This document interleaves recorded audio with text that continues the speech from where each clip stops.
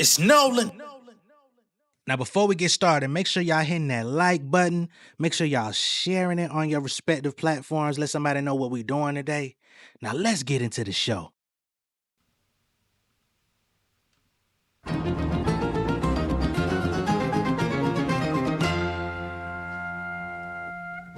In the image of God, able to smite them, embracing my light. I can't leave this game without putting up a fight.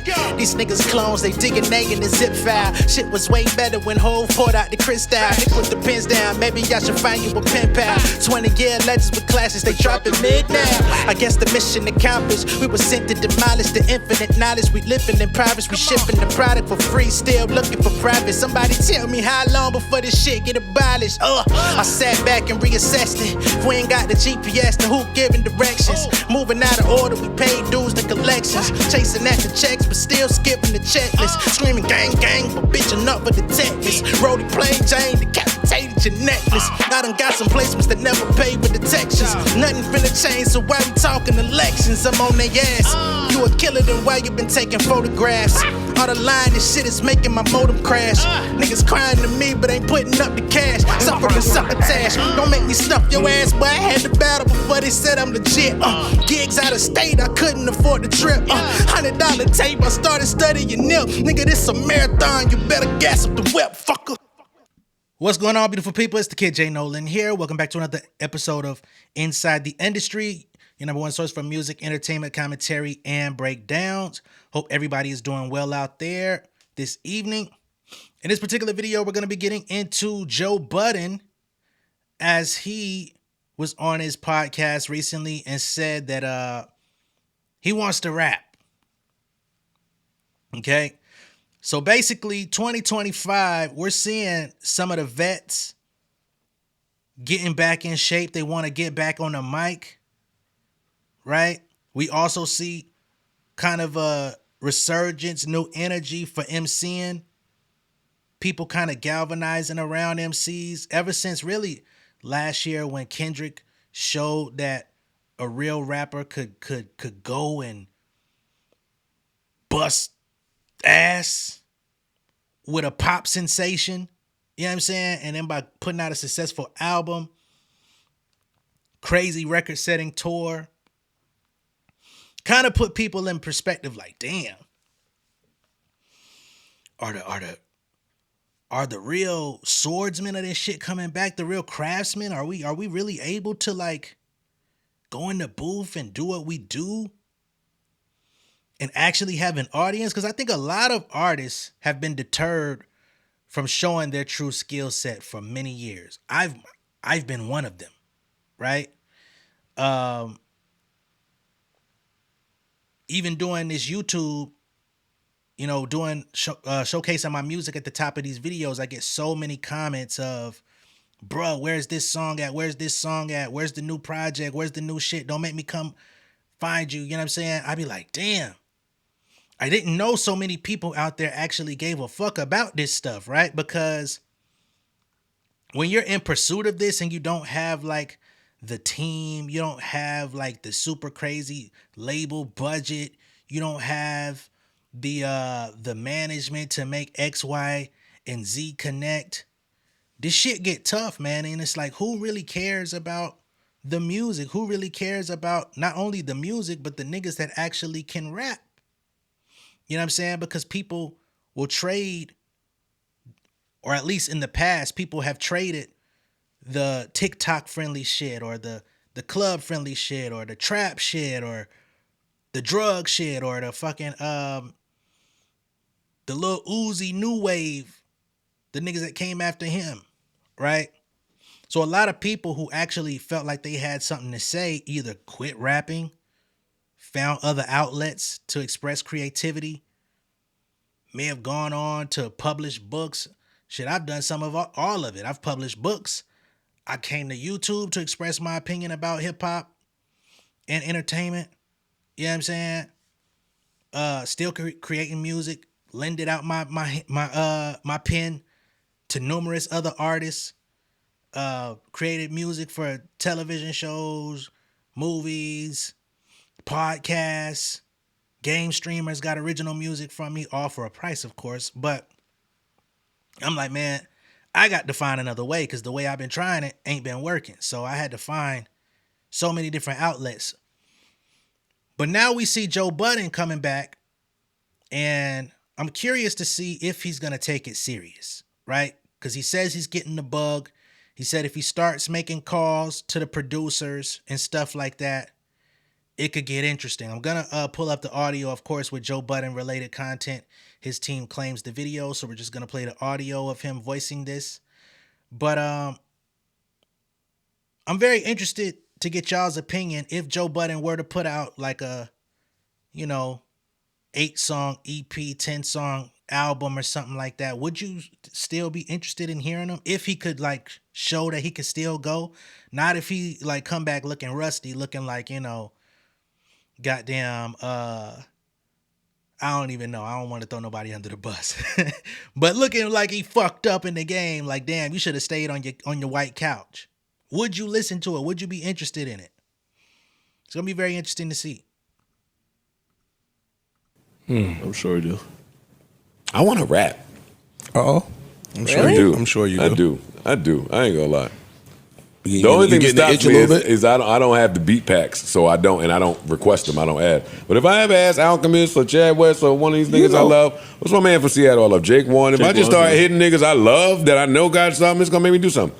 I was on Ransom page the other day. He was like, yo, here goes something I never put out. And I'm playing this shit. I'm like, oh man, god damn. This sound like I need to call him. This sound like a Joe Budden remix if I ever heard it.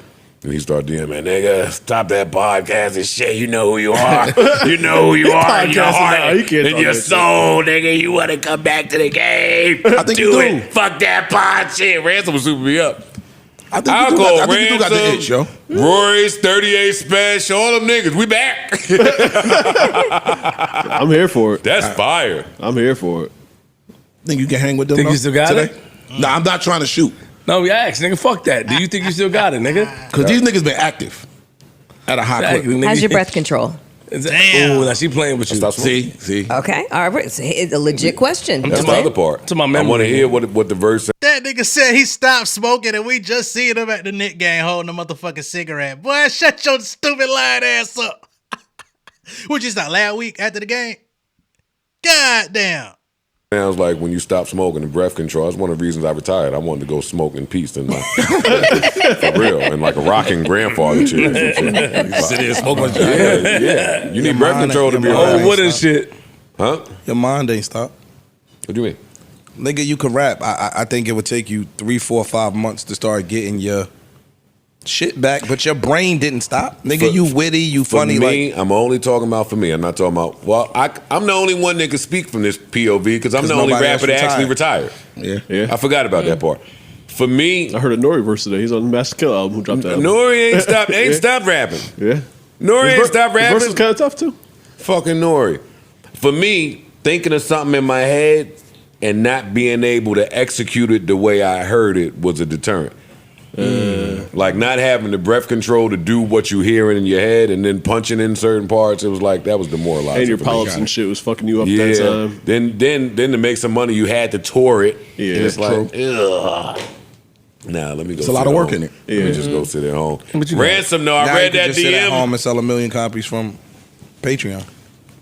And I feel like, well, not even selling 1 million copies, but I feel like now I'm almost to the point where I can do a passion project. Yeah, for sure. Yeah, absolutely. Yeah, but we shouldn't sleep on that. I've never in my life been in a place where I could do a passion project. Right. So what does that even look like or sound like? Anything you want it to. We don't know. That's the beauty of it. Go do it. Even without rapping, and we'll move on from this because I don't want to center myself. I do miss hearing a beat and being like, oh shit. Right. Like if nothing else, I miss the discovery of. I always tell people the like even just when I'm talking to people, like, yo, you and Joe old music shit. I'm like, yo, I never forget that day. We was in Jersey Girls and Russian Roulette came on. You had just came off tour. That feeling. I'm about That to kill face, it, and I'm about to kill this beat. Like I never saw that before.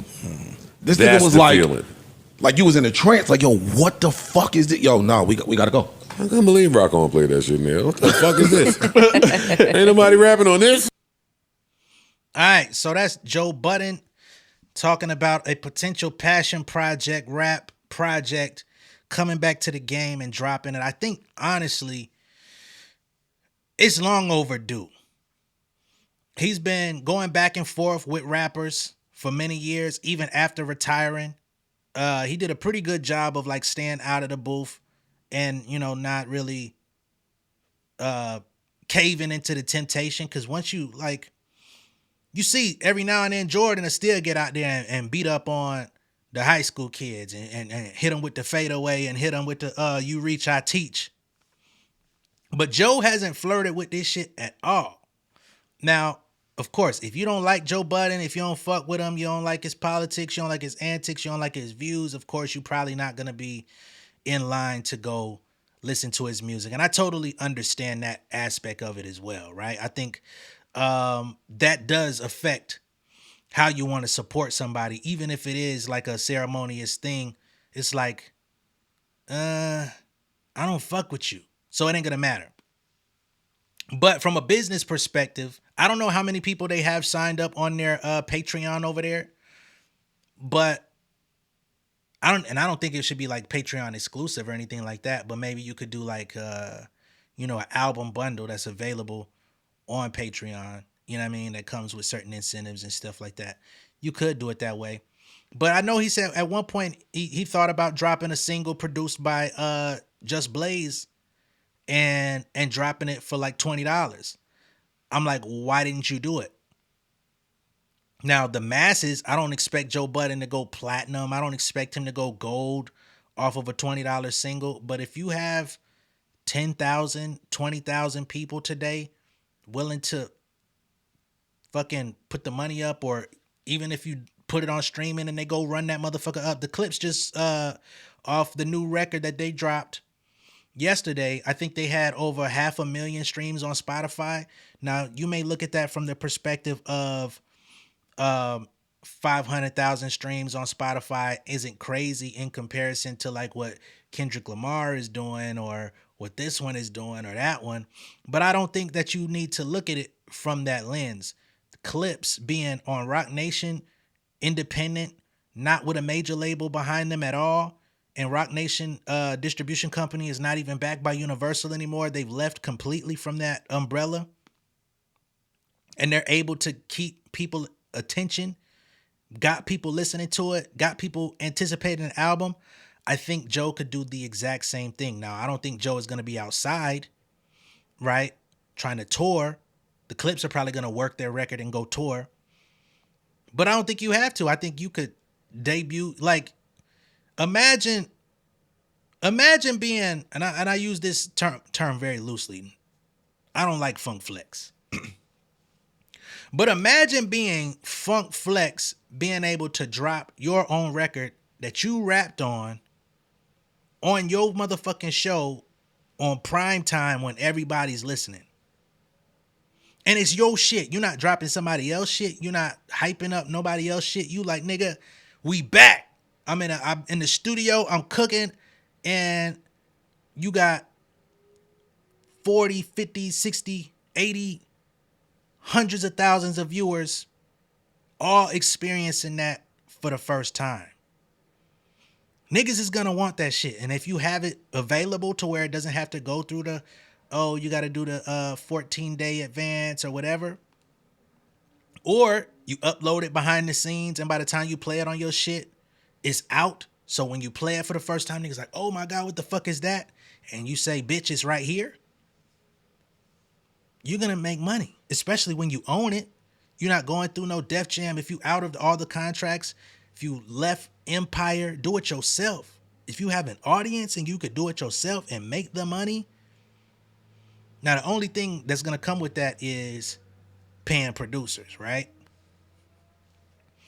Like these producers that you haven't worked with in years, they're going off and they're producing for everybody. Even some of the trap records, Jake One, people may not know who Jake One is. Those of us who really know who Jake One is know him for his sample heavy music. But if you look up Jake One, he got records with Metro, Future, Migos, 21, all these niggas from just sliding over the sample packs or getting his homie to replay samples and stuff like that. So he's getting it from all angles mainstream, which means the price goes up.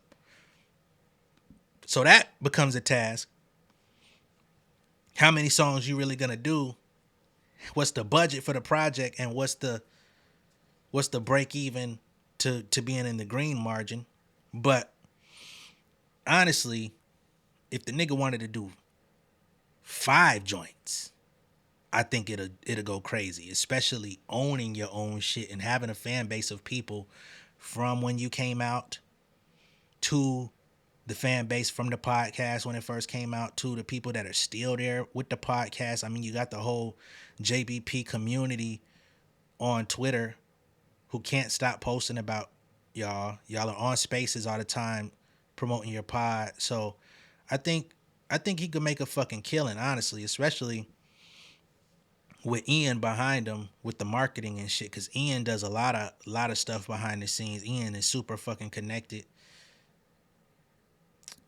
Man, Ian could probably get that shit. If you wanted to go the label route, you could probably link with Nas and Mass Appeal on some shit and have them put some money up. But of course, it's all perspective, how you want to run it. But that's a privileged position. I don't know why he doesn't exercise it or push the line if the music is indeed good. Parks has evolved as an engineer since Joe quit rapping. He's been engineering for some of everybody in the industry, so his music can actually sound competitive with the rest of the market. That was one of the issues that Joe had early on with those mood music projects. The music was barely mixed, if mixed at all. So even though it was good and he was rapping, it didn't sound full. So I think he could do something with it. You know what I mean? And that's ultimately what this whole inside the industry thing is. It's not a front to build the music, but at the same time, it does serve both ways. The larger the audience over here gets, the more y'all get accustomed to me and my music and my perspective, and y'all fuck with it. Like, people have already supported the fuck out of Southside Nolan more than I would have ever imagined. So I'm hoping that y'all continue to do the same with Family Over Fame, which I feel is it's a better project, more personal project than Southside Nolan. So I hope that y'all follow me with that, and we continue to grow and evolve. Because like I said the other day, who gonna help me get that motherfucking 80 million, 100 million album? Cardi B. One album, net worth 80 million. Who I got to add to the team? You know what I mean? Shout out to TuneCore. I'm gonna do some work with y'all. You know what I mean? But I know some of y'all A&Rs and shit that work in the industry. I know some of you artists be watching me. Don't be saying shit in the comments. I know some of you label niggas be watching. Hit me in a DM. I ain't gonna broadcast it. But come fuck with your boy, man. I still got some juice in the tank with me too, since we talking about it. But yeah, shout out to my boy Phil. He's working on the engineering for the Family Over Fame shit. I know some of y'all be asking about like when it's coming. The original version I played for y'all on YouTube. That was my mixes, which I liked my mixes, right? But he mixes every day. So that's on the way back. And once we get that solidified, shooting content, I'm giving it to y'all. So there's that on that too. But let me know what y'all think of Joe Budden and his potential return to music. Will you support it? Will you look forward to it? Or will you say, fuck you, nigga, I don't fuck with you no way. I'm going to keep moving on my own accord. All right, let me know what y'all think. Much love and respect. I'll catch y'all on the next one. Peace. King of my city and cul-de-sac. Coming out swinging like soldier rags. Leading my people like quarterback. Boy, I study this shit, I'm an almanac. Had to get up and grind. Knowledge is booming, I'm here to apply. Came with the chip and the dip, it just single the mind. We finna do more than survive. I need my check. Spinning the block for the gouda, we hitting the jeweler to flood out the net. We don't do beef for computers, I'm straight out the sewer, we come when you rest. Niggas be looking perplexed, so keeping my foot on their neck. No map, I trust my gut for the quest. With drama, I'm fully abreast. I was ready for years and they doubted me. All of a sudden they tell me they proud of me. I been dropping these haters like calories. Cross I'm out, I came back with some batteries. Stand for my honor, but too raw, no corner. Packing the stick with a drummer. When I catch my bad, won't fumble. I done came too far to be humble.